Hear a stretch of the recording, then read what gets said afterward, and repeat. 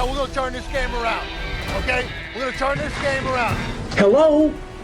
You play to win the game. You don't play to just play it. That's the great thing about sports. You play to win. Do we understand what I want to see tomorrow? Let's go to eat a damn snack. Testaverde back to throw. Dumps it over the middle. Caught. Juggled. Is it held? Touchdown. Touchdown to Jumbo Elliott. Jumbo Elliott.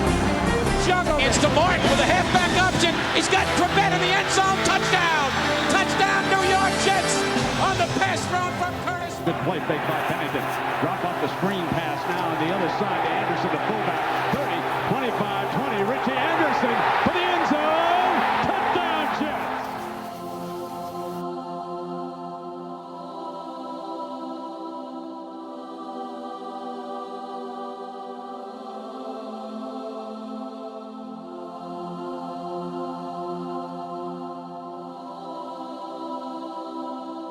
All right, folks, Michael Cohen here on the Sports Talk Nation. It is now time to preview the 2019 New York Jets. Preseason's over, off-season's over, and we are ready to go. We are just 6 days away from the kickoff of the 2019 season. Jets and the Bills at the Meadowlands. So let's go game by game and make our picks about how this season is going to go down. All right, folks, let's take a look at the schedule. There it is right in front of you. The Buffalo Bills, of course, open up the season with the Jets at the Meadowlands. Then week 2, they play Cleveland at home on Monday Night Football, the game that everyone's really looking forward to. And really the first half of the season, until that game against Miami on November 3rd, is going to be very, very difficult. You see 2 games against the Patriots.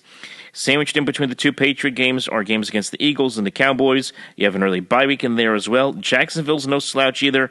Not an easy first half schedule. And if you take a look at the second half, if teams like Washington, Oakland, Cincinnati, the Giants live up to their low expectations this year, that should be a stretch where the Jets can make some hay, you would think, this year and get some wins. Keep in mind, this is a very young team. I'm going to preface before we go into this. This is a very young football team. This team is still probably a year, maybe 2 years away from really being a big-time contender in the AFC right now. So they're still trying to figure things out. They got issues, of course, with the linebackers position, with Avery Williamson now out for the season. They have issues in the secondary, which we talked about in that review of the Saints game from a couple weeks ago. And, of course, the kicking situation is a complete and utter mess right now. So this team is a work in progress. Okay, so week 1 against the Buffalo Bills, I have that as a win against the Bills at home. Now, these two teams have, this will be the third time the Jets and Bills have played each other on opening day in the last 5 years.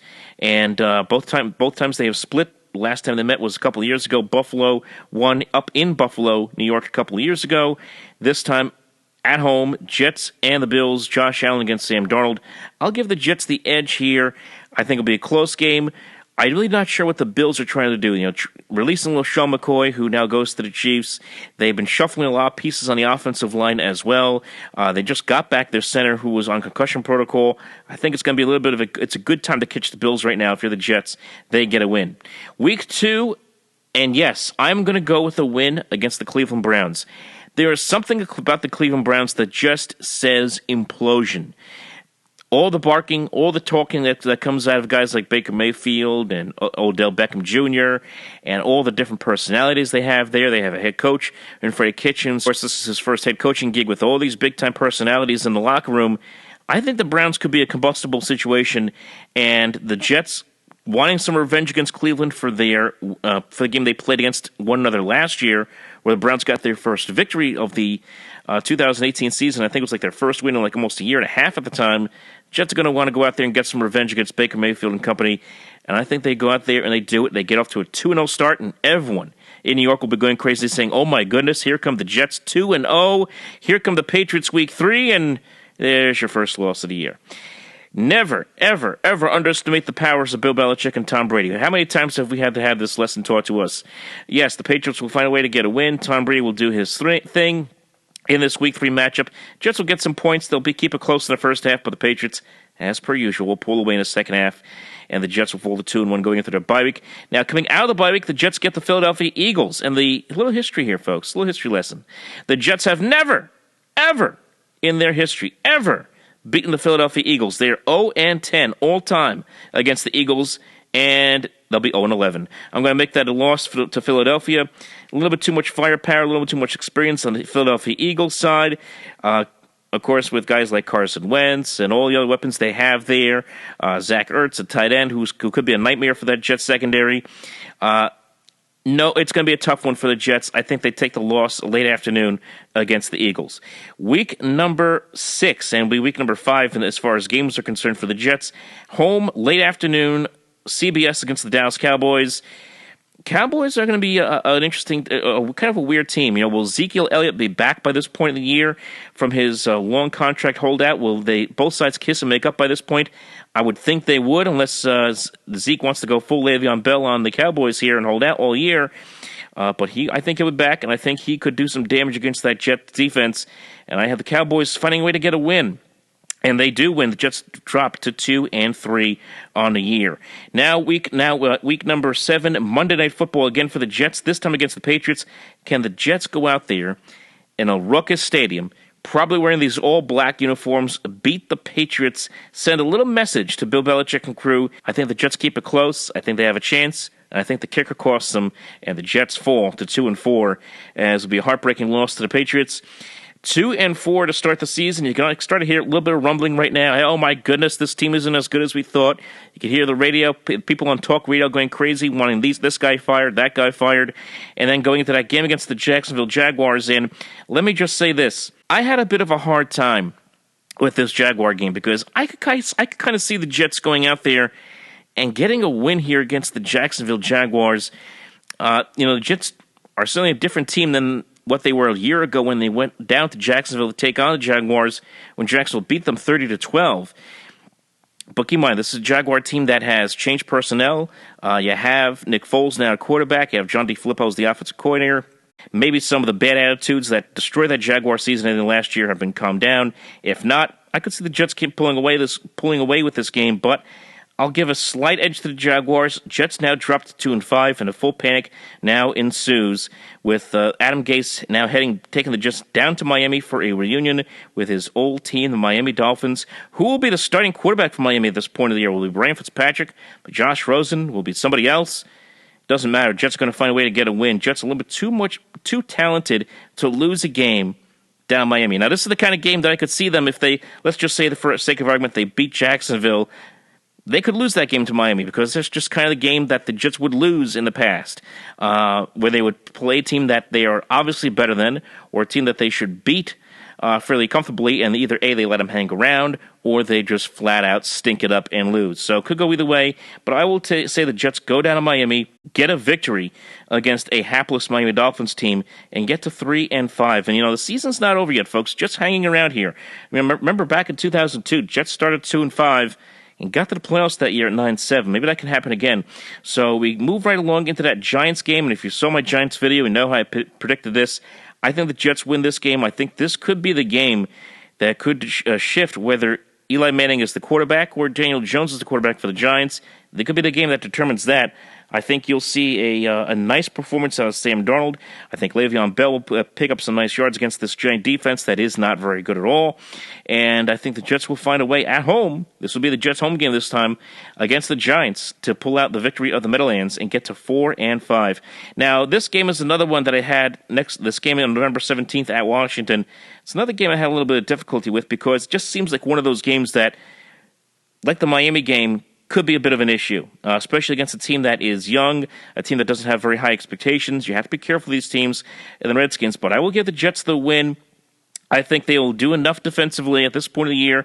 You think Greg Williams and his unit will be a little more solidified than they were earlier in the year, and they're not going to let someone like a Dwayne Haskins, who will most likely be starting at this point of the year, carve them up, especially in the second half of the game. I think they'll find a way to shut it down in the second half and find a way to get past the Redskins and get back to 500 at 5-5. Here we go into stretch run. 5-5, 6 games left. Can the Jets put it together and get into the playoffs? It's going to be tough. I think Oakland is a game that you have to be careful of. I know it's going to be a West Coast team going to the East Coast, but there is a lot of talent there in Oakland. There's a lot of talent in that Raider team. They looked dysfunctional, of course, during the Hard Knocks. They were dysfunctional all summer with Antonio Brown and his ridiculous problems with his helmet. But there's still enough talent there that when the Raiders get their act together, if they do get their act together, they could win some games and they could cause some problems. This just could be one of those games that just bites the Jets in the rear end, and you sit there as a fan saying, how the heck did we lose this game? This could be that game against the Oakland Raiders. I'll give them a win, although I would like to give the Jets the win in this game, get to 5-6. At Cincinnati, young head coach who, again, like the Sean McVay, out of the Sean McVay tree is Zach Taylor. I don't think his team is very good. They want to move on from Andy Dalton. They want to move on from maybe A.J. Green, the receiver, will be traded by this point of the year. Who knows where the Bengals are going to be. But the Jets are going to go in there and walk away with what should be a very simple win against the Bengals, get back to 500 at 6-6. December 8th, a raucous Meadowlands, cold weather, a little bit of snow, a little gray sky as well, kind of your typical December game, and Josh Rosen will be starting for the Dolphins. The Jets beat him up, and the Jets come away with a victory, get to 7-6, another nice performance for Sam Darnold, and the Jets now with 3 games to go have themselves in position to possibly make the playoffs. Now, it's going to be tough, though, Thursday night in Baltimore, and I'm not a big fan of their quarterback, Lamar Jackson. I don't think he's that great, but against the young defense, a team that with no secondary, could be a bit of an issue.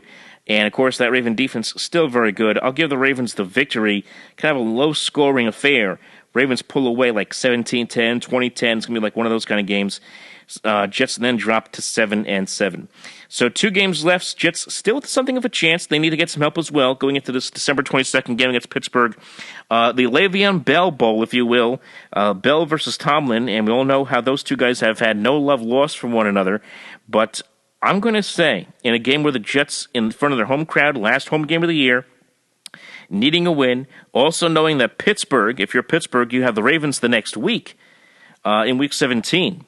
Maybe the Pittsburgh Steelers overlooked the Jets just a little bit in this game, and thinking of that game against Baltimore the following week, maybe the Jets catch the Steelers napping just a little bit, and they come away with a win. That's right, I'm going to give the win for the Jets to get to 8-7 on the year. Still somewhat in control of their destiny moving forward into that Week 17 game against Buffalo.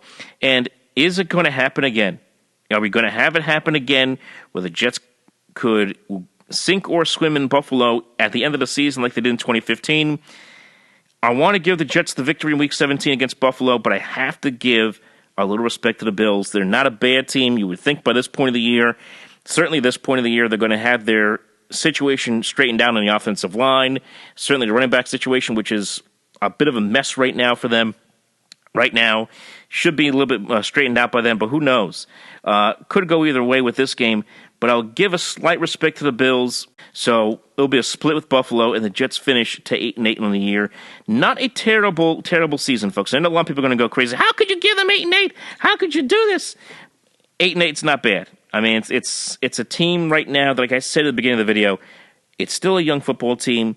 They're still learning how to win. There's going to be moments throughout the course of the year where you are, as a fan, are going to be driven absolutely insane and incensed by what you see from this team this season. So there'll be moments of joy, there'll be moments of sadness, and that's kind of what you get with a team that's young, that's still trying to build itself and trying to figure things out. But 8-8, in the first year of a new head coach in Adam Gase, a new general manager in Joe Douglas, a quarterback now in his first year of this new system with Gase, second year overall, talented team that has a chance to still make the playoffs this year. I think 8-8 is reasonable expectation at this point right now to start the season. We'll see what happens. Do the Jets go 8-8? Do they go better than that? What do you guys think? Don't be afraid to leave a comment of where you think the Jets will be when we get to the end of the season. This is what this prediction video is about. So remember, folks, to follow us on Facebook, facebook.com/OpenMicProgram. Like us on Twitter @OpenMicNJ, and also remember to like and subscribe right here to the Sports Talk Nation, where we will cover you throughout the course of this season. We got the baseball playoffs coming. We got the NFL season kicking off. You want to subscribe, I'm telling you, you're going to want to be part of this channel.